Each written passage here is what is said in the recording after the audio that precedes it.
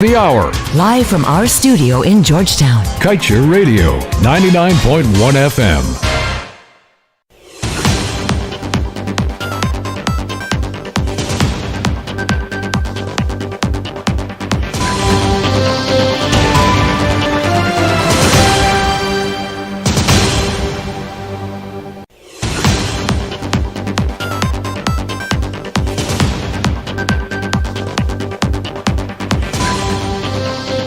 Good day. The time has now moved on to 12 hours 1 in Guyana, and you're listening to Kaieteur Radio. I am Kevin Smith.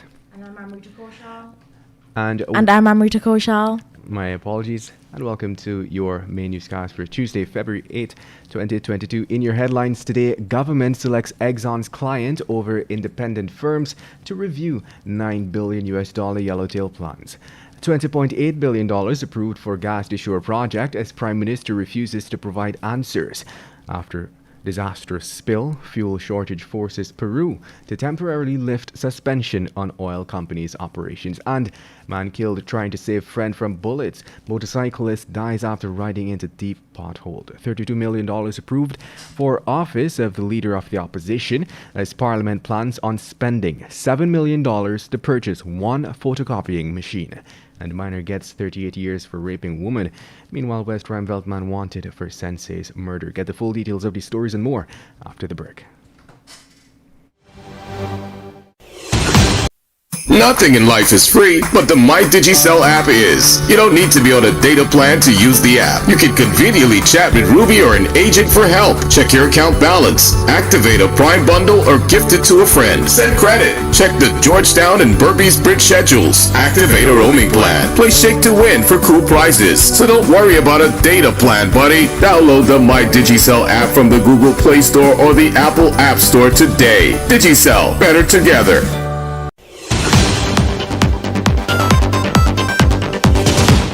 And now for your news in detail. The government of Guyana has once again selected ExxonMobil's client, Bayface Limited, to review the field development plans for the Yellowtail project. Bayface, which is headquartered in the UK, won with a bid totaling $423,360. The contract for the consultancy was awarded to Bayface on January 21st, 2022. NPTAB had disclosed the list of interested bidders on January 20th.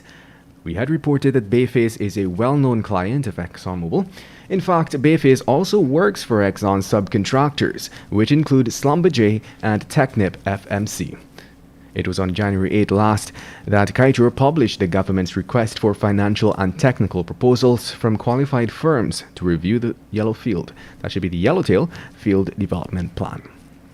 And moving on, we now tell you yesterday the government using its one-seat majority in the Committee of Supply, considering the $552.9 billion estimates of expenditure for this year, approved $20.8 billion allocated for the much-vaunted gas-to-shore project, but at the end of the process, parliamentarians and Guyanese were left none the wiser on the project, its source of funding, whether the oil revenues were being used, or even its scope.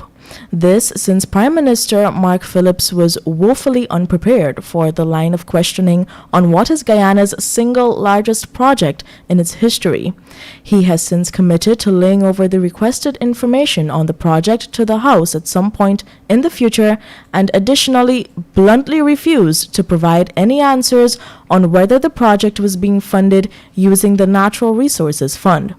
According to the Prime Minister, the $20.8 billion was for Phase 1 of the gas-fired electricity plant to be constructed at Wales, asking for the spending of the $20.8 billion to be disaggregated, such as what amounts would be used for land clearance and such like. Shadow Minister with responsibility for the oil and gas sector, AFC's David Patterson, was told bluntly that this aggregation will be submitted to the House in the future. In other news, a shortage of fuel in Peru has caused Peru's Agency for Environmental Assessment and Enforcement to temporarily lift the suspension of the operations of Spanish oil company Repsol, following the ecological disaster that was caused by an oil spill from one of the company's refineries. However, the company will only be allowed to continue its operations for 10 days and under supervision from the agency. The oil spill occurred on January 15, 2022 at one of the La Pampeya refineries off the coast of Ventanilla in the region of Lima, Peru. It was reported that the spill was caused by a shock wave from an undersea volcanic eruption near Tonga in the South Pacific Ocean. Repsol had underreported the quantity of crude that was spilled, but later investigations by the agency revealed that almost 12,000 barrels of oil was spilled, more than double the amount that was initially reported by the company. And in other stories, we now tell you a night out with friends ended tragically for a 24-year-old clothes vendor, Carlos Waith, who had his life snuffed out early yesterday morning while trying to save one of his friends from being gunned down by several men. Waith was killed from a bullet to the head around 4 hours on Leopold Street. Sometime around 1 a.m. he went home but subsequently left after a friend called him to share a few drinks at a popular bar located on Breda and Smythe Streets, not too far from his home. While there, an argument broke out between the friend who invited him and several men. The verbal confrontation soon escalated and the men reportedly took out handguns to shoot the friend. Police reported that Waith decided to run behind the men, saying they can't shoot his friend. The men then turned their attention to Waith, firing several rounds in his direction. Up to press time yesterday, no one was arrested. And moving on, Dave Taylor, a 23-year-old man from Luluni Creek, Sustak-Linden Highway, died tragically on Saturday last after he accidentally rode his motorcycle into a pothole along the Luluni Access Road. The accident took place around 22 hours 30 while Taylor and his friend, his pillion rider at the time, were returning home from an outing. According to police, Taylor was speeding and had accidentally rode into a pothole filled with water and lost control of his bike. The road was dark and Taylor reportedly did not know the pothole was deep. After riding into the hole at a high rate of speed, both Taylor and his pillion rider were thrown from the motorcycle and landed onto the road. Both were severely injured and had to be picked up by persons passing who rushed them to the Diamond Diagnostic Center for treatment. Upon arrival, doctors revealed that Taylor was already dead. Preceded by at least one opposition member of parliament getting confused with the figures and another being schooled on how to read a table of figures outlined in the budget estimates, members of parliament yesterday approved some $32 million for the office of the leader of the opposition. Even it was revealed that the National Assembly plans on spending $7 million to purchase a photocopying machine. Added to this, the House remained unclear as to whether local government elections will be held this year, despite the utterances of the substantive minister for the portfolio. With just 10 minutes to query the allocations, the 65 members of the House approved the allocations for the various constitutional agencies, with members of the public learning in the process about the generosity of the Ministry of Finance by allocating for some agencies more money than had been requested. The time has now moved on to 12 hours 9 in Guyana. We will return with our main newscast after the break. This is GHK Live.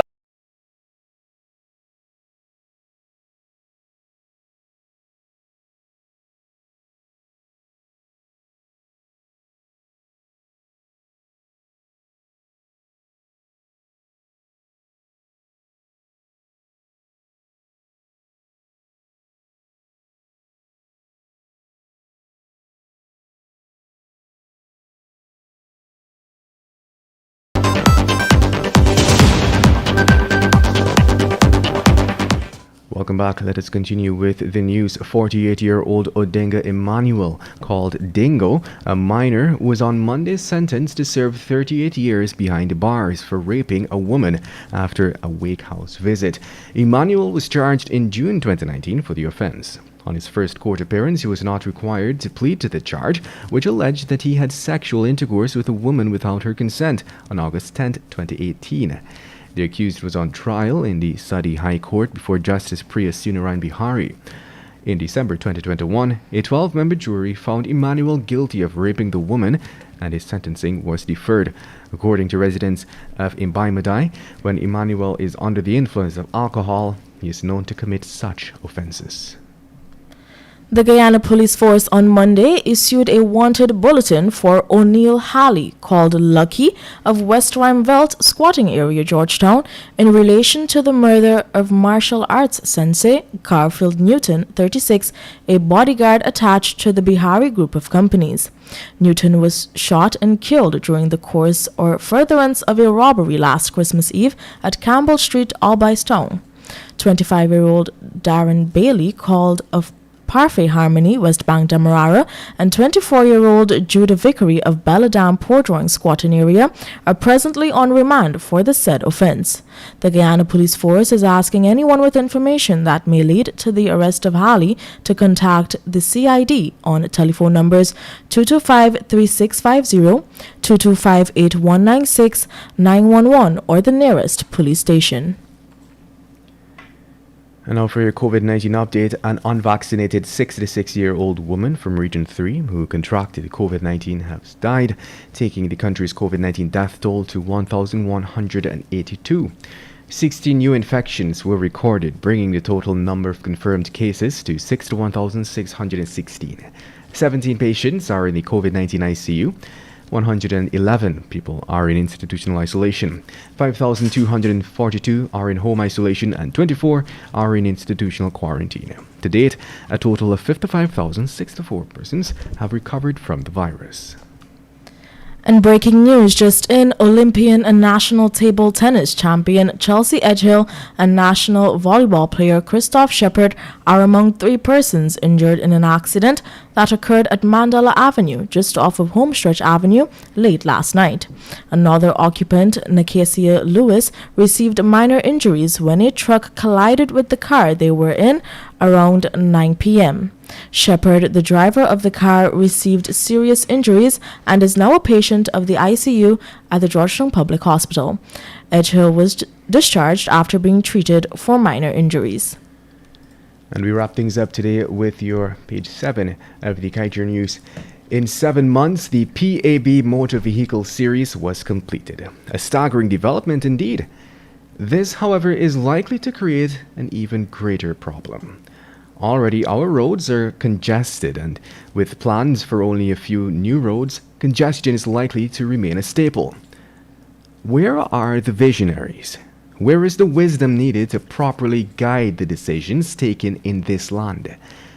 We will forever have many tiny inferior roads overflowing with vehicles. Come on, leaders. If you are going to lead, do so in every sense of the word, or do the decent thing and step aside. And with that, we've come to the end of today's News at Noon. I'm Kevin Smith. And I'm Amrita Koshal. Thank you for listening. And that's the news of the moment. Remember to get the